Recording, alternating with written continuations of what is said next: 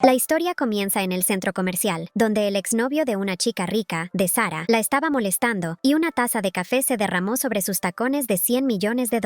Estaba confundida cuando un joven apareció frente a ella, se arrodilló y comenzó a limpiar la mancha de sus zapatos con su camisa. Al ver esto, su exnovio se enojó aún más. Entonces Sara le ofreció una cita, pero su atención estaba en las bolsas del mostrador, así que se negó. Al ver esto, Sara, impulsivamente, sacó su tarjeta de crédito dorada y compró todos los bolsos de diseñador. Al día siguiente, fue directamente a su casa con una propuesta. Sus padres se quedaron atónitos, preguntándose por qué su hija se había vuelto tan seria. En realidad, esta chica, Sara, era la heredera de un gran imperio empresarial, pero tras el divorcio de sus padres, su hermanastro se convirtió en un importante competidor por su herencia. Sara sospechaba que su hermanastro tenía una aventura con una actriz. Mientras investigaba, apareció un tipo extraño. Cuando Sara se negó a aceptar su ayuda, el chico le dijo algo que no pudo rechazar. La pobre Sara tuvo que doblar las sábanas lentamente con él. La distancia entre ellos se redujo y Sara no pudo concentrarse en su investigación. Se reveló que el nombre del chico era Eun Hao y que la actriz había tendido una trampa a Sara para detenerla. Un día, Sara fue a una cafetería donde todas las chicas solteras miraban a un chico. Vio que era Eun Hao, que trabajaba como barista. Al principio lo ignoró, pero cuando le hicieron 2 descuentos en la factura y le dibujaron un corazón en la taza de café, sonrió a partir de ese día. Donde quiera que Sara fuera, Eun Hao parecía aparecer, incluso en el centro comercial. Se apareció frente a ella y le regaló una rosa roja en silencio. Sara estaba confundida, preguntándose si se trataba de algún nuevo estilo de coqueteo. Unos días después, mientras Sara trabajaba en su oficina, hubo un alboroto afuera. Un repartidor irrumpió sin el permiso de la secretaria. Sara se enojó un poco, pero el repartidor insistió en que solo entregaría la carta al destinatario real e incluso le exigió su identificación. Irritada, Sara golpeó la identificación sobre la mesa, pero al instante se dio cuenta de que el repartidor no era otro que Eun Hao. Sara empezó a sospechar que este tipo tramaba algo, pero el pobre Eun Hao también fue malinterpretado. Su sueño era convertirse en sacerdote algún día y cumplirlo. Tenía varios trabajos, pero la historia de Sara y Eun Hao no terminaba ahí. De hecho, su padre provenía de una familia adinerada como yerno, lo que lo hacía esforzarse aún más para consolidarse. Pero, al ser una mujer poderosa, Sara a menudo era juzgada por los demás. Un día, Sara asistió a una junta de accionistas de la empresa, donde sintió que su talento finalmente estaba siendo aceptado. Pero los viejos empresarios hacían bromas baratas en lugar de reconocer su talento. Al oír todo esto, Sara se sintió profundamente insultada, pero, en su ira, no pudo confrontar a los accionistas. Empezó a desahogarse mientras lavaba el coche. Fue entonces cuando vio a Eun Hao allí. Eun Hao dijo que pagaría el lavado, pero solo pidió un café a cambio. Sara aceptó invitarlo a un café, pero cuando se sentaron en la cafetería, Sara pidió un filete para ella, mientras que Eun Hao se quedó mirando. Apenada, Sara no compartió sus sentimientos, pero le preguntó a Eun Hao por qué se lo encontraba en todas partes. Esta coincidencia parecía extraña para cualquiera, pero el verdadero sueño de Eun Hao era convertirse en sacerdote, que era como convertirse en ermitaño. Su madre no estaba de acuerdo en absoluto, y tuvieron una gran discusión. Al final, Eun Hao se fue de casa y decidió trabajar duro para asegurar económicamente a su familia algún día. Por otro lado, Sara, a pesar de ser multimillonaria, era descuidada con su vida. Su lujosa mansión se había convertido en un completo desastre. Un día, al ver lo sucia que estaba la casa, llamó inmediatamente a un servicio de limpieza y exigió que enviaran 10 empleadas domésticas. Pero cuando llegó la empleada, Sara se sorprendió. La empresa solo había enviado a un hombre, y era muy fuerte, y este hombre no era otro que Eun Hao. Sin embargo, Eun Hao ni siquiera sabía que la casa desordenada era en realidad de Sara. Al ver la habitación, pensó, ahora entiendo por qué el cliente pidió un limpiador potente. Empezó a trabajar, y Sara quedó impresionada por su capacidad de organización. Después, todo quedó perfecto. Cuando Eun Hao estaba a punto de irse, notó que la lámpara de araña de la casa estaba rota. Pensó en ayudar, pero por un error, la lámpara se cayó y se hizo añicos. Eun Hao estaba en shock. ¿Cuánto costaría esta lámpara de araña de lujo? Sara regresó a casa, y una vez más, se demostró lo pequeño que es el mundo. La lámpara que Eun Hao había roto valía $6 millones y $8 millones.